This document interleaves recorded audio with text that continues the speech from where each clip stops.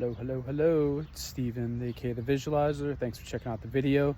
This is another one in my journey series, episode 17. Topic for today is going to be on my call to action. So, chronologically, this starts in about January of this year, 2024.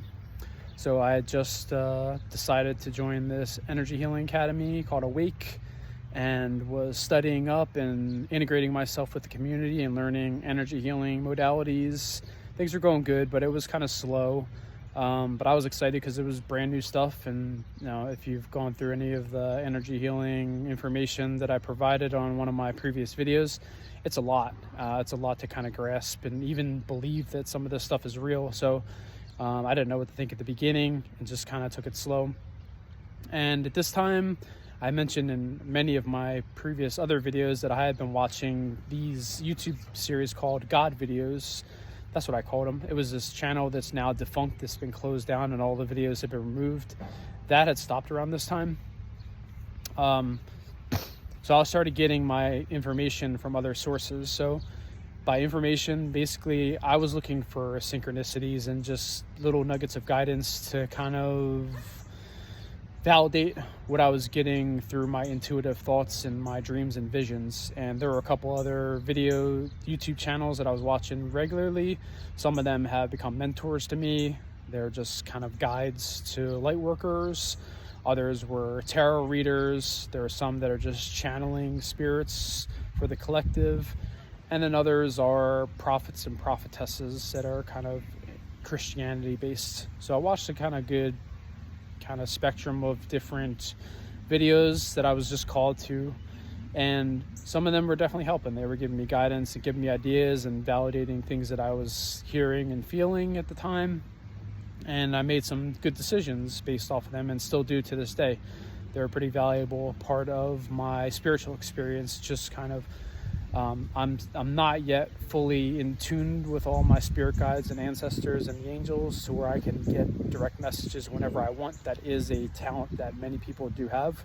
So I'm working on cultivating that, and I feel like I'm pretty close to having a breakthrough. But to this day, I still have to rely on technology and other sources and just random people to kind of validate synchronicities in my life. So for a while, the message was pretty clear, and it was, take your time, be gentle with yourself. This is going to be a long journey. You're doing all the right things. Keep doing you, keep getting better every day and loving yourself and all these different kind of basic things.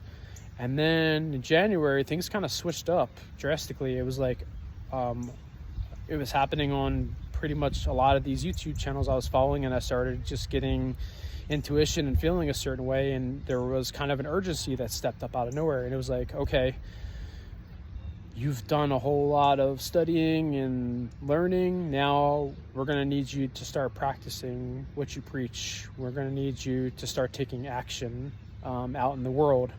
And I was like, okay. Well, I was like, point me to whatever needs to happen. Because I had, obeyed things before. I told a story about how I was told to go to a church and find a specific person, do all these other things. So I had been kind of moved around and just had been obedient, and things had happened like prophetically that were just weird and couldn't be explained any other way other than someone called their shot and I followed through with it. So I didn't know what call to action meant, but I was traveling around. I was as far as call to action, I was working at a local food bank because I was unemployed at the time, and I was just doing it because it just felt like the right thing to do. It was kind of based where I was staying and had really good vibes with the people there. But then opportunities there started getting less and less after the holidays. So I had a lot of open time, and I was just focusing on myself. And as I was driving around and going to different places, I started noticing stuff would pop up. Like the first thing I noticed, like I went to Chipotle one day and there was this like homeless guy sitting out front. I had never seen him before, and I was just like, okay, yeah, like maybe I should help him out. And then I decided to do what most people do, and I just turned my head and went in and picked up my food and left. And then I started seeing like people. I was traveling on the highway, and I started seeing like a lot of people like walking, or like their cars would break down, and I would catch them walking, and I'd be like, damn, like that's a long ass walk to get back to somewhere. Like I should stop and pick them up. And I did what most people do, didn't do anything. And each time I just had like a feeling, like a pit in my stomach, like I fucked up, like I had real opportunity to help someone. And it kept happening, and I just kept like saying to myself, like, next time this opportunity, something like that comes up, I'm gonna take it, I'm gonna help this person, that's the right thing to do. And things kept coming up. There was a guy that broke down on me, like on a pretty major, it was the end of a highway, broke down right in front of me at a red light in a like super busy intersection, and he just couldn't get his car started. And I was like, damn, like, what should I do? I should help him like push this off the side of the road somewhere. And then just decided, no, we're not going to do anything. I'm just going to go around him. Eventually, this just started keeping me up at night. All these different opportunities that came that I didn't take. And I started beating myself up over it. And then went back to Chipotle a couple weeks later and saw that same homeless guy. And then finally, just the courage clicked in, and I just went and talked to him. And I was like, hey, what's going on? Like, you hungry or whatever? And he was like, yeah. And I was like, all right, let me get you something from here in Chipotle. And he's like, I can't eat this food. He's like, I'm very, very sick. I can only eat very light food. Like, and I was like, okay, like, what can I get you? And he was like, can you give me like a fruit cup? And I was like, yeah, sure. So I went and got him a fruit cup. I actually got him 2 like big fruit kind of like bowls from a local supermarket. Came back, make sure he was fed. And I started talking to him, and he was telling me all about his stuff, kind of how he ended up. Sat with him for like an hour, and he didn't really speak that good of English, but he asked for my help calling a local information line to get him into a shelter. And at this point, it's like February, so weather is still pretty bad in the Northeast. So I called his shelter, tried to arrange for them to come pick him up. They were like, yeah, we'll take care of it whenever. I was like, all right. And I felt good. I did like everything I possibly could for the dude. Got his number, and I was like, hey man, like, something comes up, let me know, maybe I can do something else to help you, keep me up to date on the shelter. And he was like, yeah, good. He's an older guy from Morocco. So I left, and I was like, yeah, finally, fuck yeah, like I did something good. And then periodically I started eating more Chipotle because I wanted to check back in on him, and he was like always there. So I would go there. Sometimes he would be good because he had a lot of other people helping him out, which was great. And one time, he told me, he called me, and he was like, hey, can you come through? He was like, I was asleep last night and someone stole my shoes after I took them off. And I was like, damn, that's fucked up. Yeah, so I came through, gave him a pair of my shoes. I had a bunch of extra. And then we started kind of cultivating a relationship. And then weather got really bad in like February, March, or beginning of March. There was like some really, really, really bad, like severe storms coming. So I ended up putting him up in a hotel for a few days, just make sure he was good and had a roof over his head. And things went well. And on the trip to the hotel that day, he was still sick with the same thing where he could only eat certain foods. He had some kind of stomach virus, and it was the main reason that was keeping him from working, because he had a job before that. He worked at like a produce place, and the owner really liked him and did him a solid, and actually paid him a certain way and gave him like a room to stay in. So he was being taken care of, but once he got sick, you can't work while you're sick amongst produce. So they had to let him go. And he was like, the owner was like, if I can get back healthy, I can get this job back and get back to where I was and start rebuilding my life. And I was inspired by this guy's conviction, because, he was out on the streets for a while in the rough part of the year. I mean, the Northeast in the winter is pretty bad. And he was just optimistic about, like, I'm gonna get this shit done. Like, he was cool.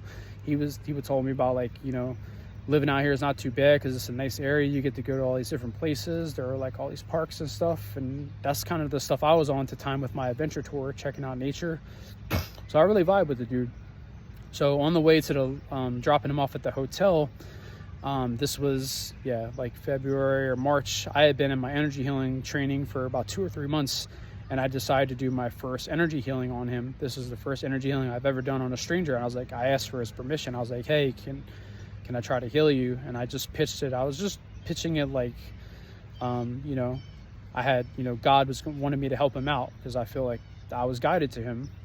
So I did an energy healing on him, just some basic stuff for what I knew. And I was like, hey man, how do you feel? And he's like, about the same. And I was like, okay, like I tried, did my best. So, a couple weeks go by and I don't see him anymore. I still checking by the Chipotle, going there and getting food, and he's just not there. And I was like, okay, you know, you start to fear the worst, but also like, maybe he's just out and about or whatever. And then I got a call in mid-April, and he was like, hey, can you send me $30 from Western Union? I need to buy something or another. And he was like, yeah. He was like, a week or two after you did the healing, my stomach thing finally went away. I'm able to eat normal. I'm not sick anymore. And I was like, damn, that's what's up. Like, was it me or did it just run its course? Who knows? But, I made the effort. So, I felt good that like I tried to do something for him. And he was like, yeah, I'm about to be back on my feet. I'm about to get this job back. He was very hesitant to go into the shelter that I called for him because he was like, yeah, it's real. Everyone's sick down there. It's like not a good situation. And he was like, yeah, I actually got accepted into another shelter, like a town over that's way better. And he was like, yeah, it's super comfortable. And he was like, thanks, dude, for like everything you did for me. I was like, hey, man, I'm just happy shit worked out for you. So, that was kind of my first call to action. It was like taking the courage to just sit with this guy. And, I did whatever I could for him and at great personal expense. And I made a joke at some point. I was like, man, because I knew that my money was actually running pretty low, and my lease was up on my apartment in like a couple months, and I was like, I'm gonna be out here homeless with you at a certain point. So he understood kind of. He was like, yeah, like I appreciate you like looking out for me, like, and that's actually what happened. So the $30 that he called me for, I was actually down to my last $40, and I decided to give it to him anyway because I was cool at the time. Like I had some food. But I was actually homeless too. I'm going to tell that story in the next video, because there was crazy circumstances that led to that, but just a little foreshadowing. And then I started helping out other people. I would see other people, you see on the side of the road, help them out financially a little bit, or just whatever, see a dude at like a convenience store. I would just talk to people and just started doing that more, and just started feeling good about that, I was spreading good vibes and doing what I could. And sometimes it was just words. It would just be acknowledgement. And other times, if I had some money to give to someone, or if I could give someone a ride somewhere on the side of the road, that's the stuff that I would try to do. So I was called to action, and I just kind of started doing that, and just felt like, okay, I'm putting all this good energy out in the world. Eventually it's going to come back to me. That was my thought. And it was just also do the right thing because it's the right thing to do. So that was kind of my journey for the beginning part of the year. And then, next episode, I'm going to talk about what happened with my housing situation, because that got pretty crazy. Still is. So thank you for checking it out. Hopefully this video helped you out in some way. And talk to y'all next time. Peace, love, and light.